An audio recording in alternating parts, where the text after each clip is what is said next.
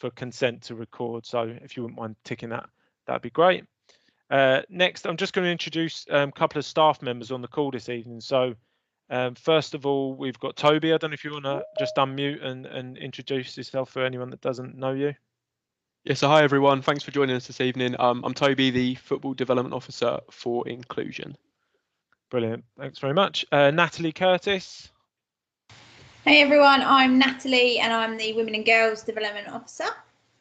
Brilliant, thanks Nat. And then we've also got the pleasure of having Lee Suter, FDM, on the call. Lee, if you want to unmute and just say hello. Evening everyone, hope everyone's well and safe. Good to see some familiar names and some new ones joining us this evening.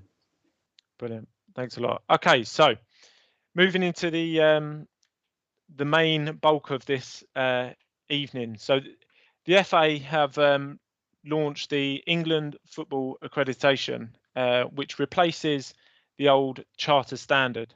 Charter Standard was reaching a point where it had clubs had sort of outgrown the framework, and that's one of the reasons why this has kind of come along, if you like. So I'll just play this little video. I hope everyone can hear it. If you haven't got your sound turned on, then might want to just click it on. Toby, do you want to give me a thumbs up if you can see this?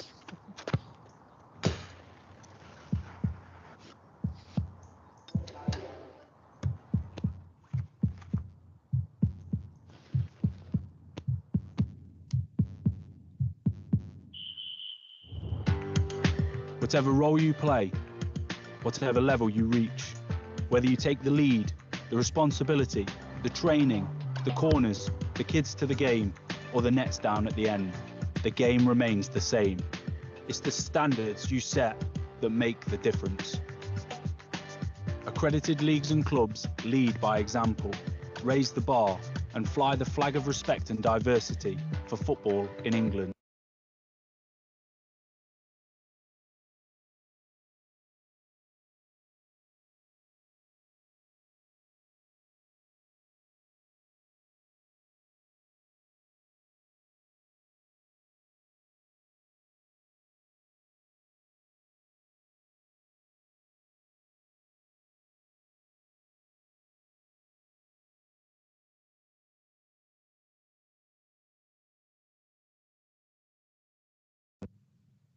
Brilliant. So I hope that gives you a little bit of a flavour of what the programme sort of is about and some of the branding and why it exists really. And like I'd just touched on before, clubs have grown so big, and you know, in Kent now we've got some with sort of 60, 70 plus teams, and the old framework didn't really support those as much. And England football also pulls it in line with the new strategies and documents that the FA are developing to meet standards, new policies, and basically fly the flag for sort of respect and diversity, and safe and open and honest playing opportunities within clubs. With regards to clubs, it goes across clubs and leagues again, like the old programme, but some of the pathways are slightly different, which we'll move on to, and you'll see in a minute. So the current picture in the county is 94.12% of youth clubs are currently charter standard, which means that out of the total 2,872 youth teams, 2,703 play within England football accredited environments. So forgive me if I call it charter standard at times. I think that's just a bit of a natural thing, but we are trying to move away from that. So that's the current picture in the county. With our KPIs, we've actually got a target of 100% around youth clubs. So a little bit of work to be done. Naturally, there's always a churn in clubs. So reaching that 100% is our real target. And over the next couple of seasons, hopefully we'll make it there. Adult clubs, it's a slightly different picture, with 59.26% England football accredited. And then obviously you can see the teams there, that 541 play within accredited clubs. The current target is 50%, our KPIs. So we're overachieving at the moment, but we don't just want to stop there. We want to carry on increasing that and push that up into the 60% throughout the course of this season, and on in the future. Thanks, Jack. So over to myself. So I'm just going to take you through the next little bit, and this is where we actually speak about the accreditation and what the teams look like on the pathway and on the club pathway. So at the moment, clubs can affiliate teams from under 7s all the way through to veterans. And as long as they're affiliated and then obviously participating in FA sanctioned competitions, they'll meet the player pathways. So like Charter Standard before, it's no different with the new accreditation. So they have to be affiliated, and then on the complete pathway, we can't just have teams that are in and out. So because of everything that happened with COVID, what the FA are looking to do is actually stretch it over the next couple of years. So it's not going to be like this season, because we appreciate that obviously teams and clubs have struggled and they might have lost players as they go through. So what they're going to do is give us a couple of years to help try and roll this out. But the criteria to get 1, 2, and 3 star standard, it is going to change, and we are going to ask more of some people and then less of others.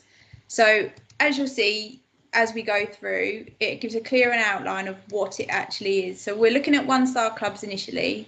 So you've got 1 male team of any age, or 1 female team of any age, or 1 disability team of any age. So this is the minimum criteria needed to be an accredited club. So that's a 1-star club. Must be, as it says there, playing in an FA sanctioned league competition.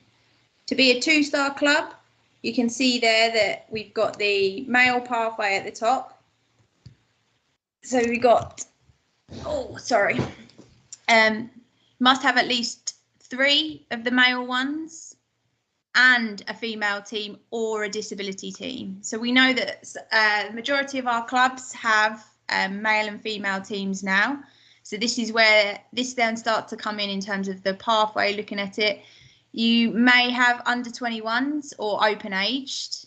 So that continues the whole pathway. So the whole idea with the New England football accreditation is that it is almost that cradle to grave experience.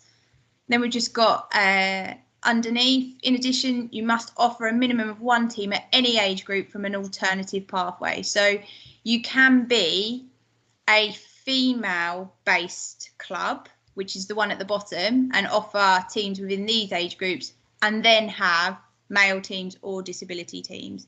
So there is a number of clubs within the counties that are female-based clubs. So to reach 2-star accreditation, they have to have a male pathway or a disability pathway to achieve 2-star status. Okay, thanks, Jack. Just move on there. Close. Okay, and then just moving into the bigger one there. So offer at least 1 team in at least of these 2 age groups. So this is the alternative pathway. So if they are a disability specific club, they have teams that are in under 8s, under 12s, under 16s or open age, which is the banding that disability football plays in. Then they must have a female specific disability team at any age, or 1 male team at any age, or 1 female team at any age. So it's just a pathway where instead of it being the majority traditionally male youth clubs, it is trying to take into account that we do have clubs that are female based or disability based, and it's just to help make sure that the ethos of where clubs are coming from, and that they are just able to add these additional teams to increase their stars and increase their accreditation as they go through. Then obviously moving on to the 3-star accredited club. So this is where we try and cover everything. So at the bottom there, with the big one, you must have at least 1 team in at least 8 of these age groups, which is the male pathway. Must have under 21s or open age, and then a maximum of 2 years between the age groups. So essentially, players can move from 1 team to the next one and go from under 7s all the way through to open age.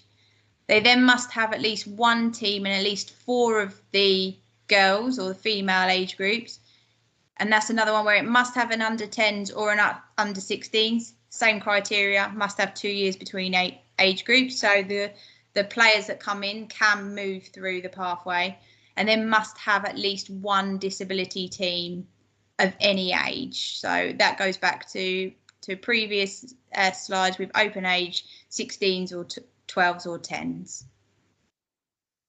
Thanks, Jack.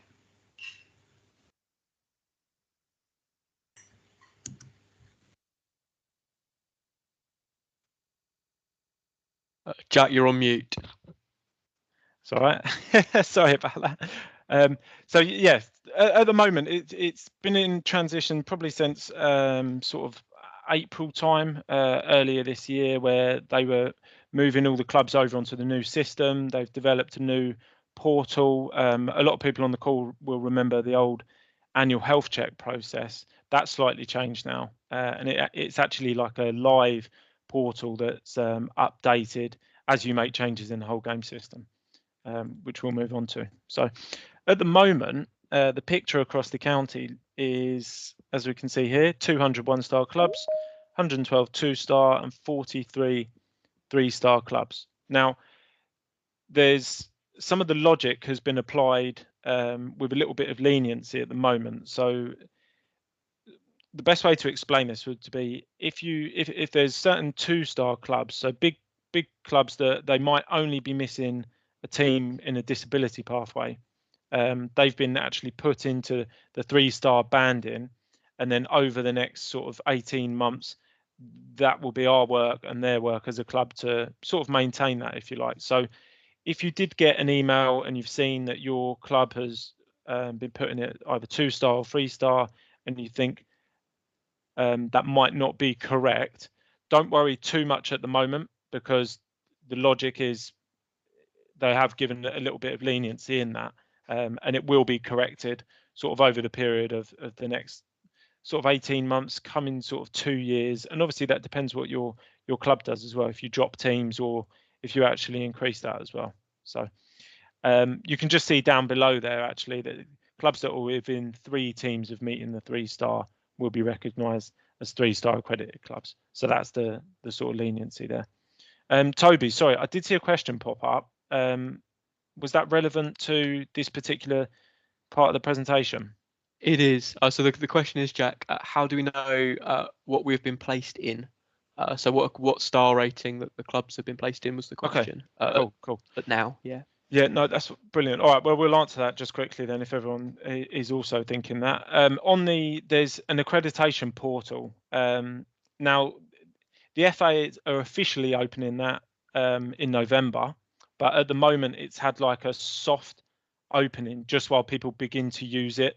Like we've seen recently with technology, I'm sure that things go wrong sometimes, so they didn't want to sort of open the floodgates or November and everyone charges in and it all crashes. So you can actually access that at the moment on the whole game system. When you're on there, on the left hand side, there's a little icon, I believe it says dashboard, and then if you click into that, it will then show you your accredited status. So it will show you whether 1, 2 or 3-star. A couple of those tabs, I will talk about them in a minute, but a couple of them are sort of grayed out at the moment where they're not fully functional yet, but that functionality is coming sort of within the next month. So that's where to find it. I hope that answers that question. Again, the timeline, this is where we're at the moment. The rollout's been on schedule, a little bit slower maybe for the FA to share some of the updates where we're at, but November, that is when it will be opening, and that is when we should be fully live. You can access your documents, you can add your teams, and then that will automatically update your star on the pathway, on the accreditation, if you increase your pathway, etc. So from November is when it's really live and reading the live data off of the whole game system. You would have all probably received, depending on your role at the club, some correspondence from the FA about this, and we sent out that PDF document with an invite. I'd recommend having a read through that. It's a lot of the same information, but you can move through it at your own pace. and it might just help give you a better understanding of the England Football Accreditation, really, and how it actually links to your club and how it will affect your club in the future. Eligibility, again, this is kind of what Natalie covered earlier about clubs that play sort of in accredited, in affiliated football, grassroots leagues, etc. across the county. They'll all be eligible to come onto the England Football Accreditation, and just depending on where you sit around that will obviously depend on stars or how many teams and what you're playing in.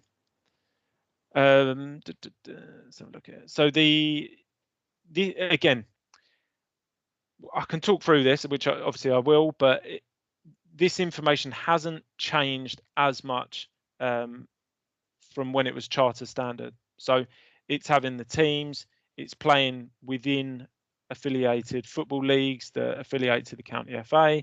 For youth clubs, having welfare officer, safeguarding qualifications in place, and then moving into the policies. Like last time, like a lot of you would have done, the paper club rules, the codes of conduct, the planning documents that you would have completed, sent in to us, we would have reviewed, made comments, and then obviously awarded you charter standard in the past. A lot of this hasn't changed. The main difference is that by it going onto the live portal, that gives you the opportunity to go in and access these documents. So from November, when it's fully functional, you'll be able to go in, and if you're from, I don't know, Flint and Flyers FC, you can go in, select your club documents, so your policies, your club rules, your codes of conduct. They'll all be on there, and you can just add the name of the club and submit that, and that registers that piece, and that means you've done that piece of work. We recognise that you are using those FA regulated documents, and then you'd be encouraged to circulate them with your players, parents, coaches, and committee members in the club as well. So other things that you can upload on there as well. Again, this is from November, but bank accounts, so financial records, and those sort of documents that most sort of big youth clubs, the only ones, if they're on the call, will be smaller adult clubs. That'll be something that you need to begin to think about if you don't have a bank account at the minute. So that's kind of a little bit of how you achieve in that portal and what documents you can expect. Very similar to last time, but just with slight changes of how it will be done.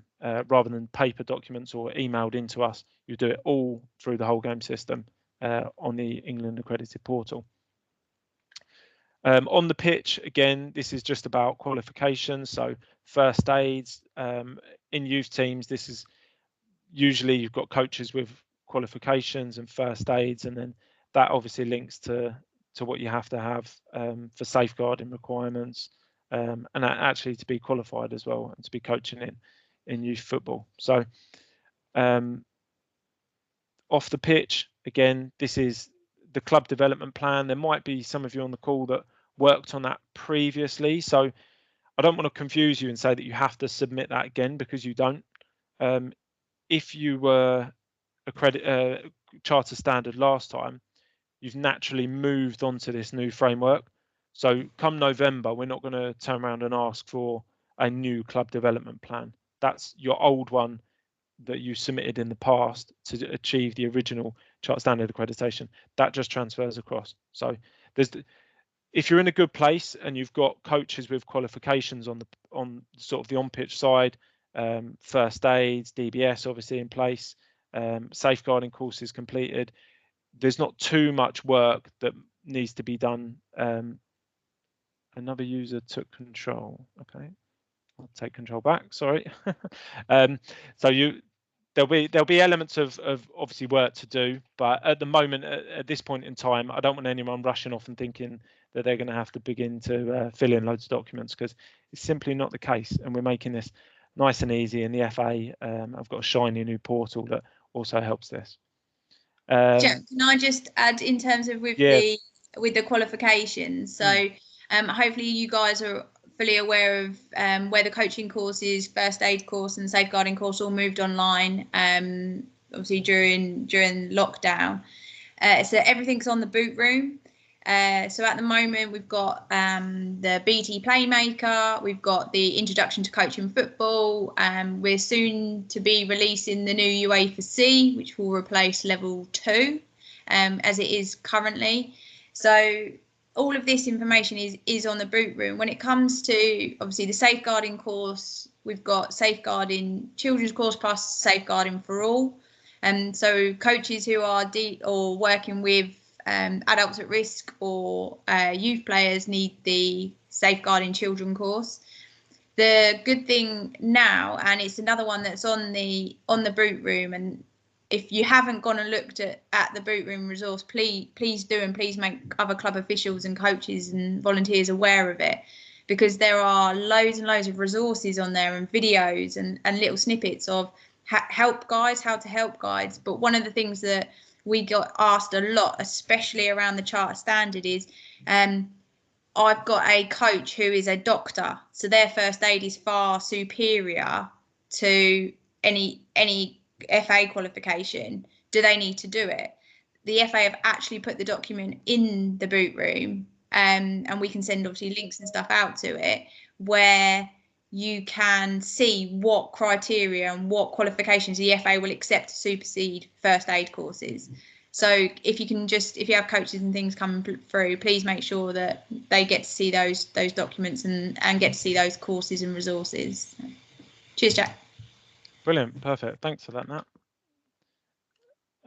So yeah, just moving on here slightly. So this is a little bit about the club portal, which I've briefly mentioned. The way it's set up, and there's a couple of tabs on there: clubs, players, and there'll be a documents one as well, and that will be obviously functional from November when they the FA have all the documents live on the portal. So at the moment, you can go on, you can view it, you can see your status, but the bits that are greyed out are actually adopting the documents at the moment, because providing you're a charter standard club or were a charter standard club, you've automatically gone on to this.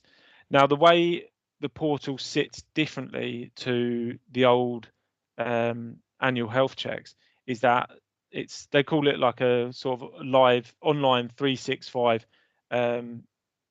portal that basically it tracks any changes you make on the whole game system. So if you have a coach whose qualification or whose safeguarding qualification is running out, it will then flag up on there. So they talk to each other, and that will flag up against your accredited status. Now, it's not going to, excuse me, it's not going to halfway through a season kick you down or from 2-star to 1-star, or take off stars if you're a 1-star club. You're not going to lose that at that point in time. What it will do is it will give you a little reminder that you need to think about getting these qualifications in place to bring yourself back up to sort of, I guess, a compliance, if you like, to be at that certain level.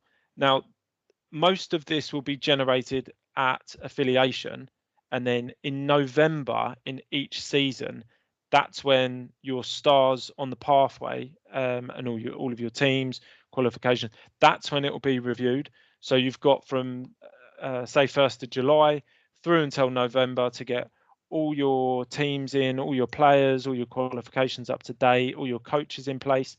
And then in November, when the FA run a sort of like annual health check internally, like a bit of a report, that will then determine where you are that season. And following that, if there are a few little pieces of work that you need to do, they'll flag up and they change colour, so it will just pop up and show red. Whereas in the past, we've gone back with an annual health check saying, "Oh no, sorry, you need to do X, Y, Z." Now you'll be able to see it yourself. So it'll make it easier. You can track it. You can see dates of when qualifications are going to be expiring as well. So I think it will really improve your experience, user experience as well, and make it easier actually.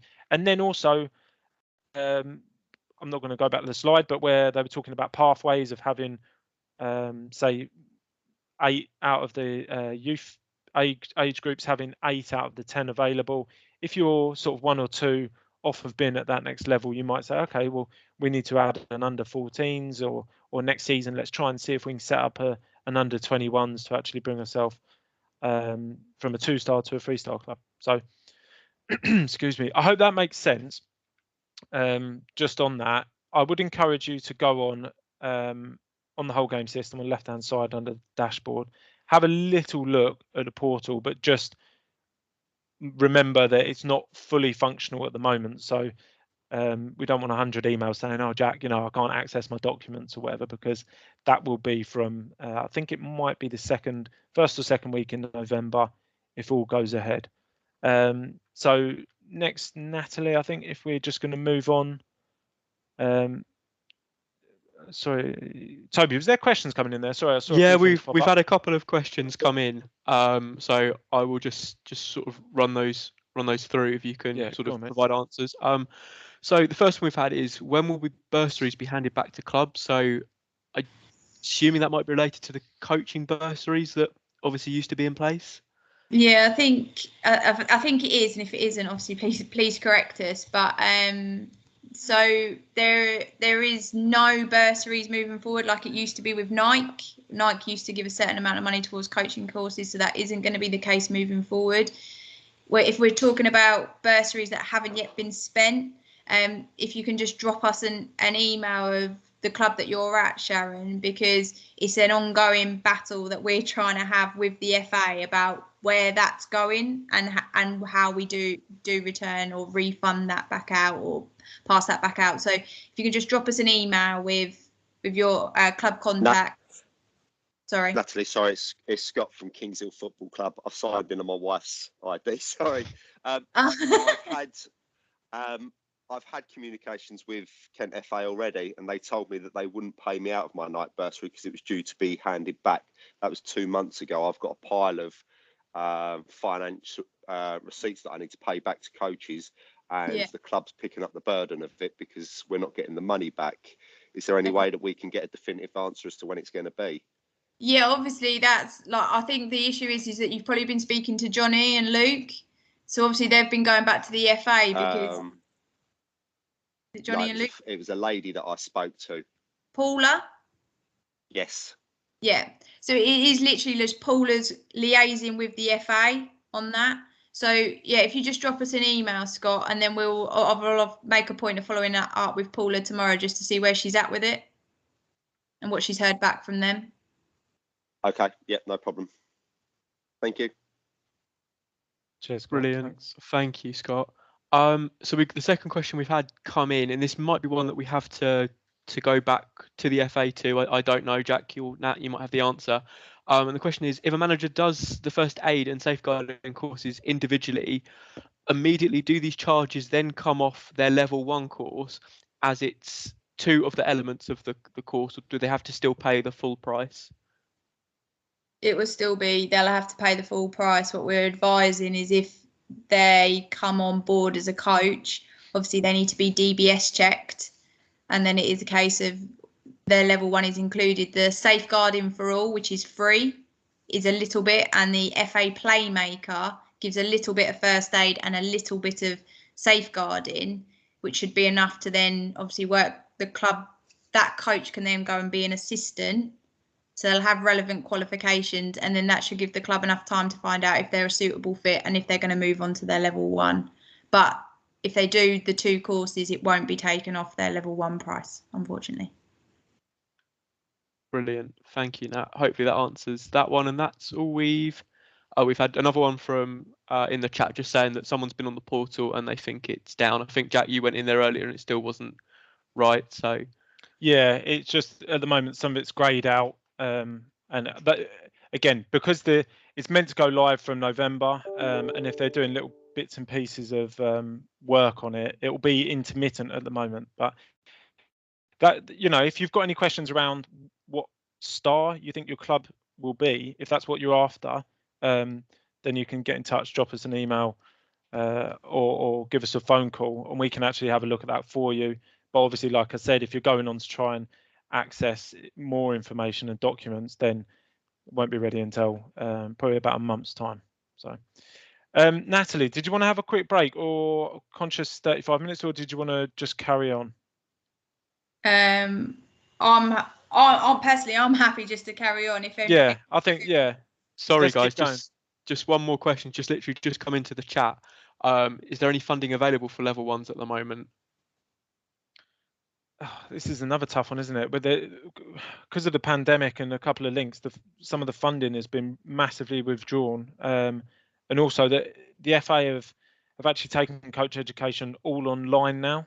So I don't know a clear answer to that, but at the moment I don't believe there is. Natalie, do you know anything else?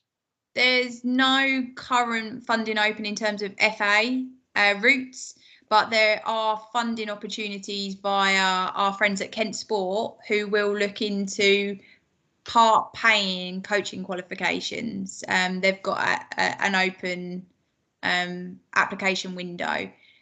So maybe we can follow that up with, when we follow up with these slides and things, is an email out.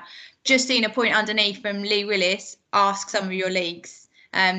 Because as we do know that leagues do have money. I can speak because I don't think Greg's on the call, that the South East Counties Women's League has a coaching bursary pot that they desperately try and get rid of every single year and struggle to have uptake from coaches that want to do it. So great shout, Lee, in terms of go and ask your leagues. It might be something that they can do. Absolutely. Thank you, Nat, and thank you, Lee, as well for that in the chat. We've got one more come in just before we move on. Yeah, sure.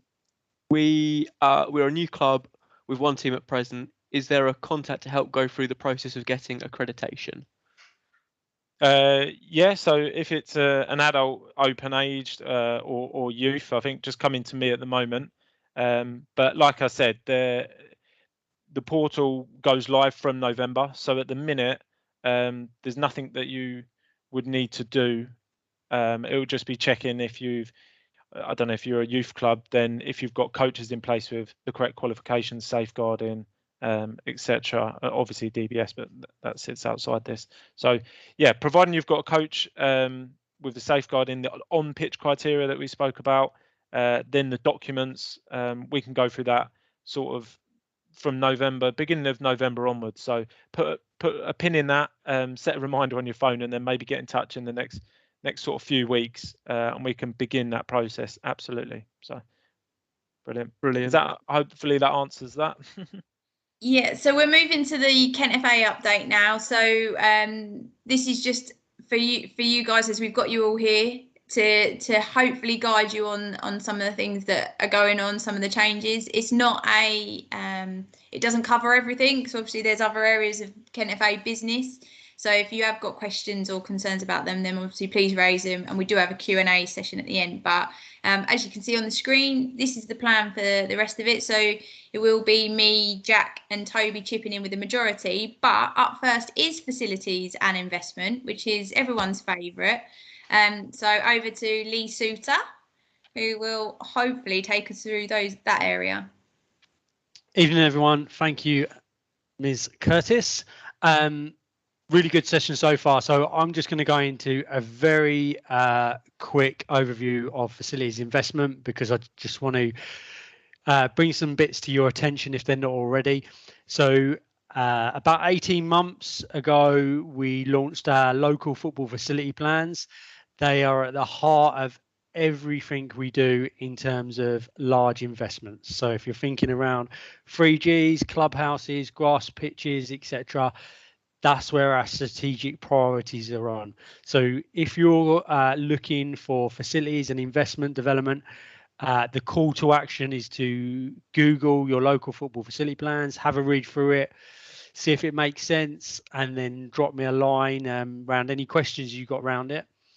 The Football Foundation's focus is now very much on the pitch. So we recognise we have some glorious clubhouses and pavilions, but then we don't have some very good grass pitches or not enough 3Gs. So it's a very much on the pitch focus around grass pitch improvement. So we've got a huge target nationally of 5,000 grass pitches being improved. In Kent, it's 350. doesn't include local authorities. So there's lots to going on there. So if you want to improve your grass pitches, then reach out to me. I'd love to talk to you. We've now got the Pitch Power app in, so you can do an assessment on your pitch via your phone and go from there. We've got small grant funding coming in left, right and centre. We've got more small grant funding in Kent than anywhere else in the country, and we want to keep that going. So small grants is anything under £25,000. The Football Foundation normally works on a 75% funding basis, so you need to find 25%. It doesn't need to come out your club accounts. You might go and find that 25% from another funder. This year we've had almost £40,000 worth going to goalposts alone. So if you need some new goalposts or some replacement goalposts or some equipment or a little bit of a refurb of your changing facilities or some floodlights so you can train in the winter on your grass pitches, anything like that, then get in touch. It's easier than ever to get them small grants. One caveat about that is because I know what will happen is I will open my Outlook in the morning and there'd be lots of questions around can we have some funding for kit? There's not many funders that fund any kits, playing kits or equipment like that, just because it's not sustainable and it should be covered by income from members, so subscription or donations or anything like that. So very much on the pitch, capital funding is available, so make sure you make use of it. Also, the Kennefa Foundation is there for small grants, £2,000 and £5,000. The deadline for that is the end of November. So if you want to chat more, drop me an email. The guys will contact you after this with our details. Get in touch.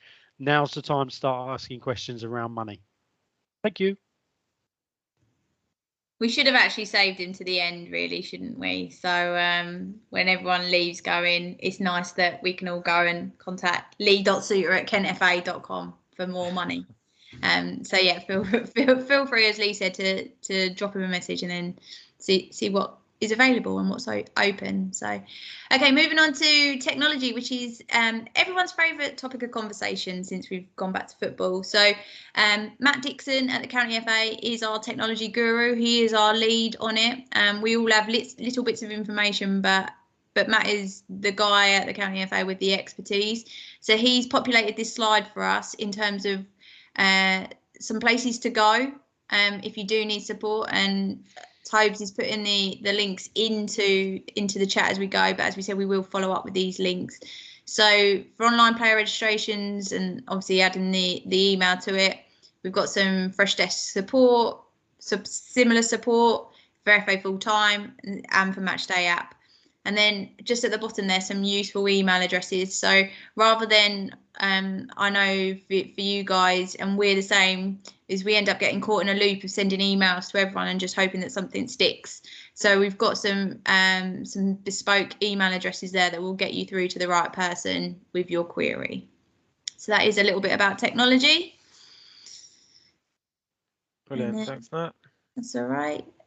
So player pathway and support, I'll chip in with Wildcats and mental health champions, and then Tobes and Jack will fill in on their areas. So in terms of Wildcats at the moment, we've got our new ones that registered last year. I'll say last year in January, and they were awarded it. So they then started in April. So they've gone through. The Wildcats applications will be open again, and we're hoping that information is coming out in November. Normally what happens is we have November, December and early part of January to put applications in. You then find out if you're successful in February, a bit of training, and then due to start in April. Wildcats, for those of you that don't know, is the FA's offer of 5 to 11 girls program. So there's no requirement to generate teams, although the vast majority of our Wildcat centres have led into teams. But it's purely an environment that is fun, safe and inclusive for girls to come and try football, see if they like it, and make friends. So that is our Wildcats provision. We do have centres or providers across the county now. There's, apart from a couple of areas, we are covered with a Wildcats session. And and it is the starter of the female pathway that a lot of clubs have used to then generate teams and then continue through the pathway. So in terms of looking at what we've been talking about tonight in the England accredited clubs, having a Wildcats centre is a great way to then start your journey into the female game. So if you are interested in Wildcat centres or just want to know where your local one is, please get in touch with me, and I can point you to our pretty little map. In terms of mental health champions, so we have over 60 mental health champions in both the youth and adult game now. So Jack, in partnership with Calm, earlier this year launched the adult one. So we do have mental health champions that are working in adult clubs to support adult mental health. And you may remember Luke launched the youth or the mental health champions program to work within youth football. So we've got over 60 mental health champions working across the game to help support people's mental health. We're supported by Kooth, Calm and the Tommy Crush Foundation, who all do amazing work. And this weekend, Sunday the 10th, is Mental Health Awareness Day. So there'll be some stuff that would have come out. You might have got it in the youth club update if you're a youth club from me, in terms of what our partners are doing. If there is anything that you're doing or you're interested in the Mental Health Champions Programme, please do get in touch. They are a fantastic resource. They are volunteers.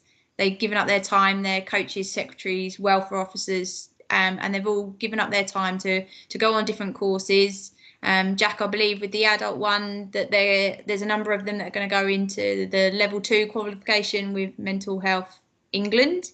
Yes, correct. So Philip, just looking, will there be a new round of mental health champions being launched? So the answer to that quite simply is yes. We just don't know when. So obviously with Luke leaving, we are recruiting for a new youth football development officer. And Mental Health Champions is part of that work programme. And we, alongside Tommy Crush, the plan is to expand. So we are going to expand it. However, at the moment, it is sitting with me. And the caveat that was I look after it is that we're just ticking over until the new person comes into place. So yes, absolutely, we will be going out and expanding that program because we know how worthwhile it is. The same with the adult side. So at the moment, Jack, we've got 10. Yeah. But it is we don't have windows for the adults club. It is a case by case basis, and we are just keeping that rolling and we're building it as we go with Calm. So yes, it's certainly high on the agenda for us as a county FA. So Jack, if I ping it over to you for Vets football. Yeah, brilliant. Cheers, Nat. Was there one question coming? Sorry, I just saw that just before we move on. Yeah, Scott, I know where we are with this one. I am currently in discussion with the other centre. Okay, I hope that answers that, Scott. Yeah, so Vets football. This is one of the biggest areas of growth actually in football at the moment. Quite interestingly, the trend of youth players sort of dropping out the game, coming back in to play more open age football, and then obviously that dips again. And then when people, men and women get a little bit older and maybe their kids have grown up a little bit, they're coming back into Vets football, which is great news for us because we are going to be working next season alongside the Kent County League at the moment, but to expand this. So the reason I'm mentioning this on this call is because if there's any clubs out there that have large groups of coaches that you think might be interested in playing Vets football or would like to get involved in potentially running a bit of a Vets Football League committee as well. It's a bit of a call to arms really of Vets football's growing and we're looking for really committed volunteers to actually get involved in it if you've still got a passion or if you still play yourself and you would like to drive this movement forward in the county and expand our offer, then please get in touch with me. And one other thing to note is in the background now we're also working on a Vets Football League in the Medway area, a bi-weekly event played on Sunday evenings hopefully. So again, if there's coaches out there and you think my team, Lee, maybe one from Ancorians, and you've got a load of coaches that wouldn't mind getting involved as well, please get in touch with me or keep your eyes peeled on our social media, as there'll be a couple of updates coming out over the next few weeks. Brilliant. Thank you. Toby, I don't know if you want to jump in there. Yeah, of course. So just a quick one from me around pathways. From a disability point of view, we're always looking at ways to increase opportunities for people to take that first step into the game, and in particular, impairment-specific opportunities are a real key part of that. So over the last 3 months, we've been working on setting up some blind football, which is the first of its kind in the county. We've got 10 sessions that are going to be running between October, this coming Sunday, that being the first, through to March 2022 for young people aged 6 to 18 with a visual impairment.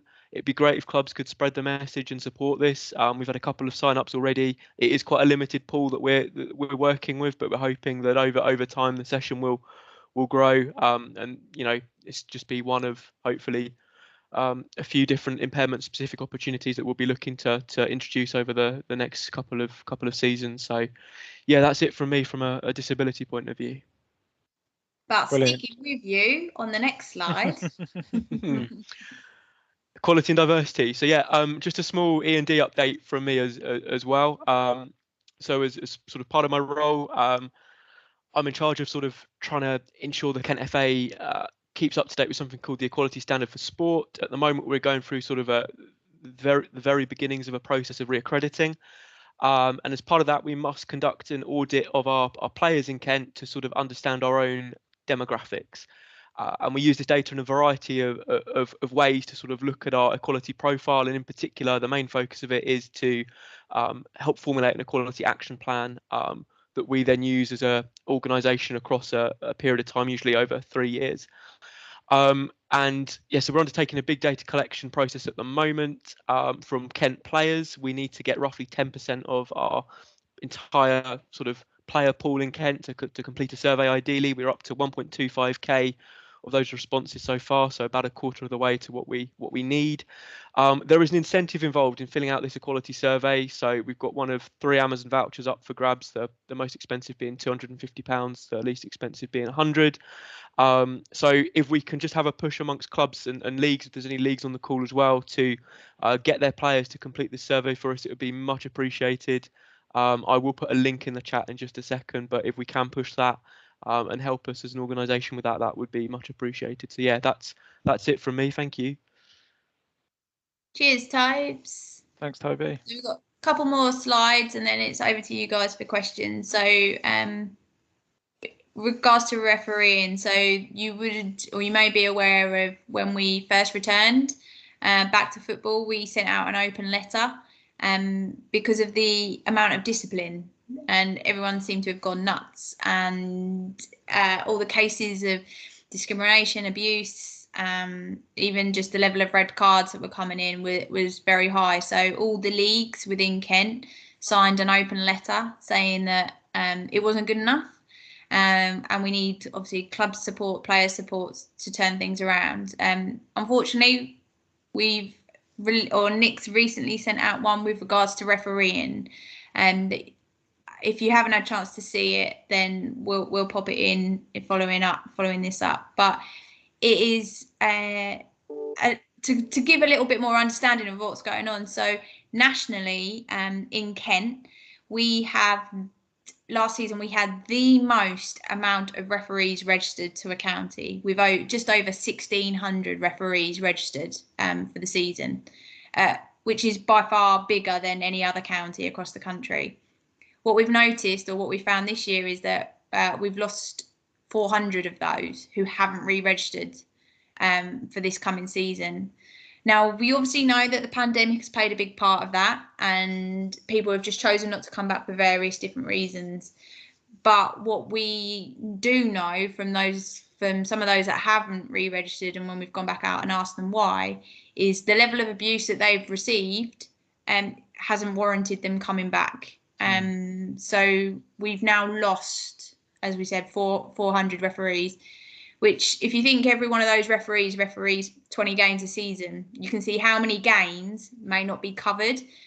And you guys as clubs will probably be feeling it already about chasing around for a referee, or if a referee drops out, how hard it is to find another one. And it's similar with our leagues that try and appoint referees for them. So what we're trying to do is a bit of a plea again to say that some of the cases that are coming in just aren't good enough, and some of the discipline that the guys are dealing with are seeing people being banned from football for some of the actions. And what we're then trying to offer on top of that is increasing referee courses. So the positive of it is Nick sent out his letter 2 weeks ago. It went out on social media, and he has something that's called a Get Into Refereeing course that he runs, and it's the prerequisite before you go on the refereeing course. He normally gets about 20 people come on it for the online ones. Off the back of the letter, he had 90 people sign up for the last one. So what we're trying to do now is encourage you guys as clubs to nominate, put people forward who might be thinking of it, to go on these referees courses. So what Nick's now done is added a discount code. So you get a 20% discount code on the course, and obviously it says there it's capped at 50 uses. So we can't just have one club that goes in and uses it over and over again. But this is the little code at the bottom, and we'll obviously send out the link. But if you do know of anyone who's maybe does volunteer refereeing for you, or is that parent on the sideline who always steps up, or if you have your under 15s, under 16s, under 17s, under 18s who are looking to earn a little bit of money, and you want to get them to come back in and referee your mini soccer teams, this is the way to go. So obviously, as we've said all along, we'll follow up off the back of this, but if we can please encourage people to go out and get people to step forward and take up the whistle, then it just means we get more games covered, and we can have more people playing in a safer environment. Brilliant. Thank you, Natalie. Rob, we will pass your note on to Nick. So we'll take a note of that. Tobes, I don't know if you're collating all of this, and then we'll just pass it on to Nick. Perfect. Brilliant. Thank you. Okay, and then last one as the Kennefa updates is marketing. So we've got a website wow factor. And as it kind of says there, to help ensure that websites are effective at promoting their work and the opportunities they offer. It is free, and it's open for clubs and leagues, and it's at the end of the month, so 28th of October. So obviously the link is there. Our partners at VO are offering a £200 discount on all cameras, and there's a discount code there. One of the things with VO is they are really adapting how you can use the cameras, what you can track for video and things like that. Lee Suter, I know you're on it, and I know you have one. Do you want to provide any more information? Well, I need a discount code as I'm selling so many at weekends. VO camera really good. I've worked with a number of clubs now that purchase one and then share it amongst the team. So it is affordable. You need to be aware there's an upfront fee of purchasing it, and then there's monthly fees. But if you're a large club or you're looking to raise your marketing to promotion online, then video goes down a treat with parents and grandparents and everyone associated. So if you want any more information on that or how it works, then send it through to me. It's a magical bit of equipment, to be fair, because it somehow follows the ball without you having to turn the camera, and it also edits the highlights as well for use of goals. Okay, and Lee, if you can just stay there, because I know your club, Faversham Strike Force, do the Easy fundraising. So obviously Kennefa now have a partnership with Easy Fundraising. So if you can just explain a little bit about how that works for a club's perspective, please. I never knew I was going to do this, Natalie. Anyway, Easy Fundraising, basically Kennefa has got their own page. Clubs can sign up as well through that link. You basically get your own dedicated website, and every time one of your supporters, a parent, a player, whoever, buys from certain websites, you get a kickback. So that might be really small in terms of, like, I think it's 5% from, or 1% or 2% from eBay, nothing major. So you might end up with 20p on purchase. But then for Sky, for example, you renew your mobile phone through it, it could be up to £100. So you get, and that comes into the club, comes on a monthly basis, gets paid in the account. So all you need to do is promote it. So make sure that this is just a way to get it up and running. Once someone downloads the app or downloads the widget that goes on your web browser, it reminds you every time you go to a website, it says, look, do you want to claim donation back? So once you get people signed up, you're flying. So if you're looking for an easy way to fundraising, i.e. it's in the name, then there shouldn't be anything stopping you. Brilliant. Thanks, Lee.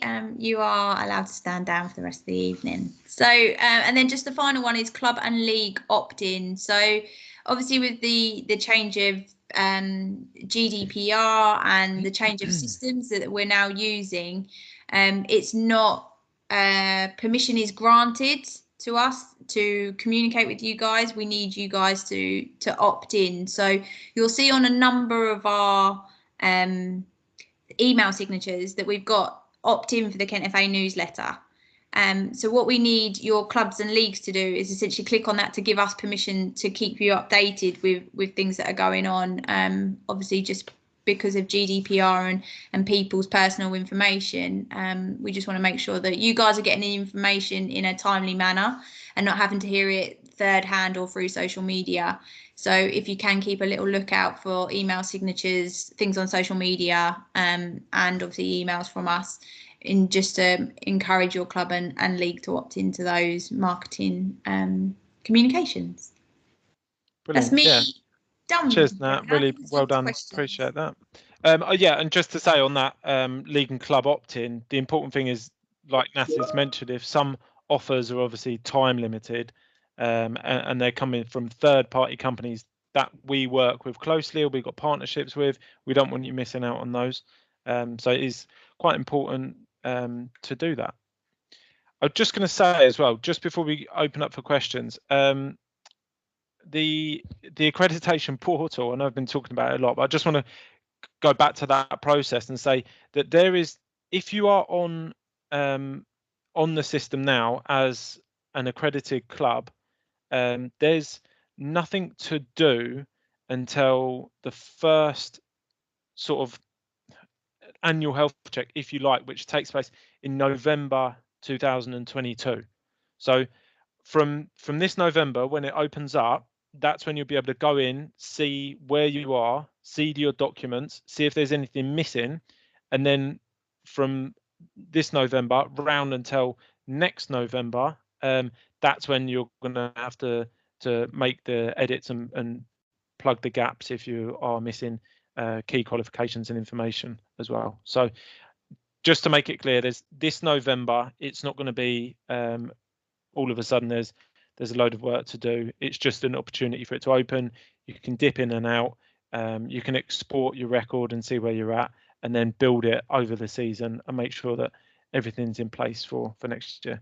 So it is, the whole transition is quite slow, but it's also not to put pressure on time stretched volunteers already. So I hope that makes sense. Yeah, and then over to you. So question time. Add your questions to the chat or put your hand up. I think Toby, if you keep an eye on the chat, and if anyone, just going to say, Jack, sorry, did we cover some of the ones that we had come in prior that we have found answers to in the meantime? I know we covered some. Yeah, there was a couple, wasn't there? Do you want to just run through one or two of those? Yeah, of course. So one of the questions we had will the new portal be easy to use, and do the clubs still have the option of using paper forms for those that are not good with computers?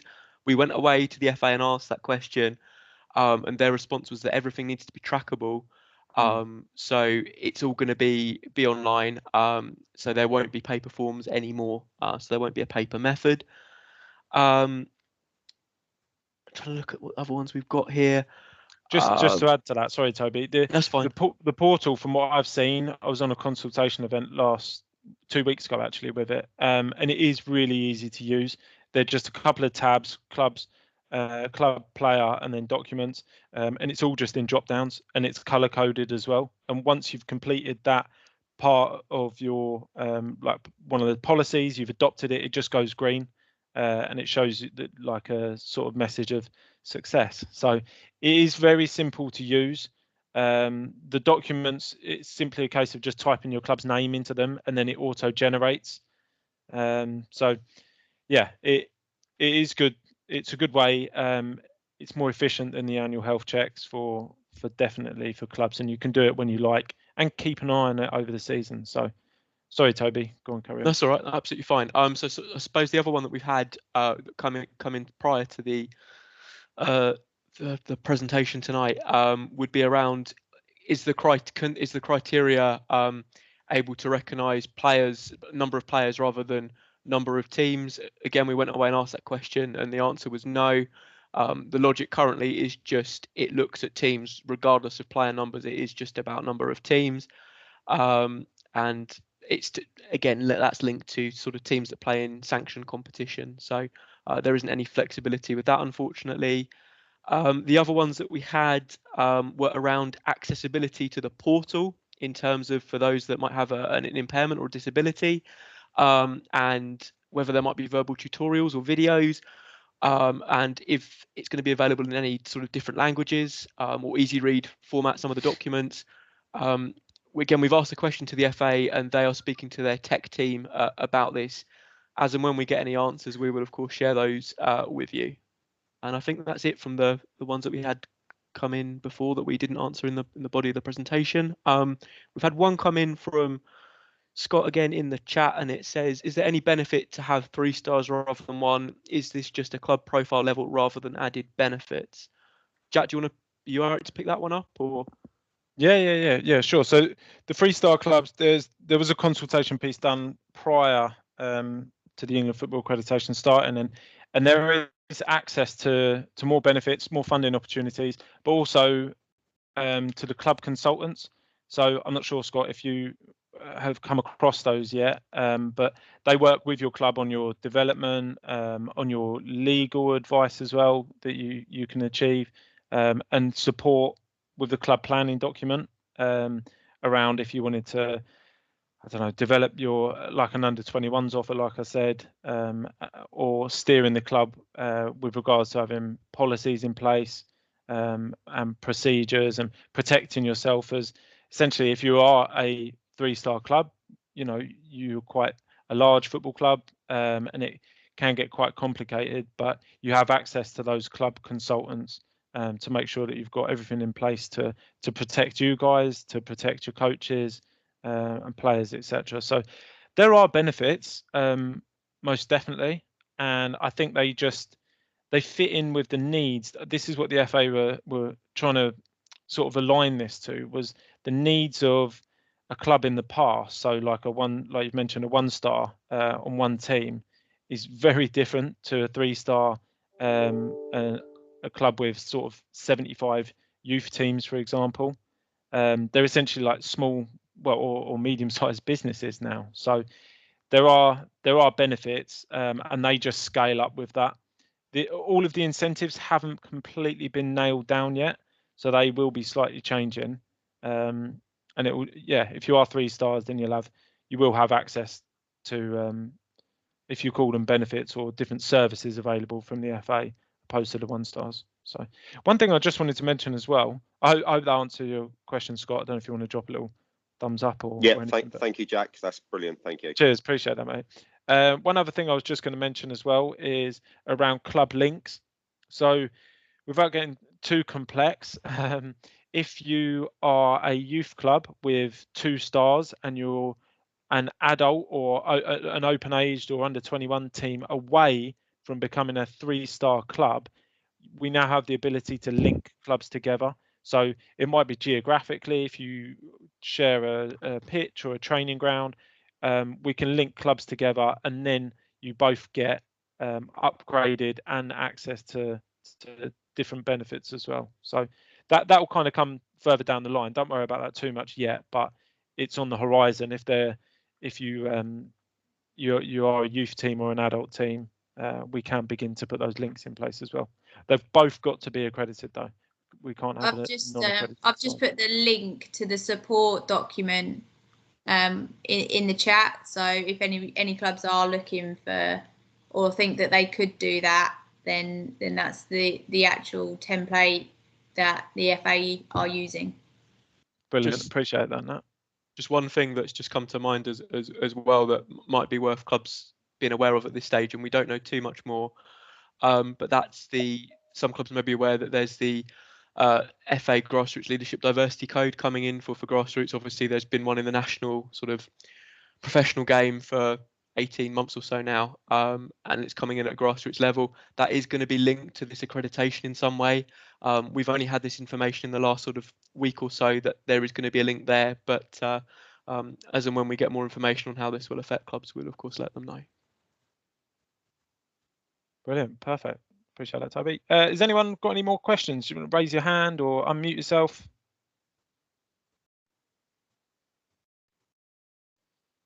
Radio silence. That's what we like.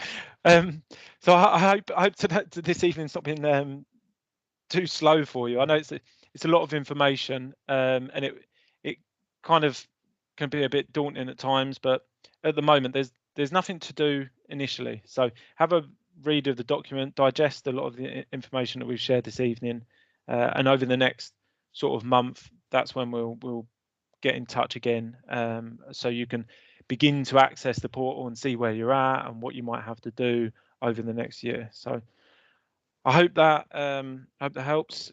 I just saw something else pop up then. It's to do with whether the slides would be shared. I believe we're going to be putting a recording at some point somewhere. Yeah, we'll put a recording, and then we will probably send the slides out as well. I think that's fair. We've got one more event tomorrow night, and we don't want to not have anyone turn up, so we'll probably share them Friday morning if that's all right. Cheers, Phil. Yeah, Rob, the recording will be available.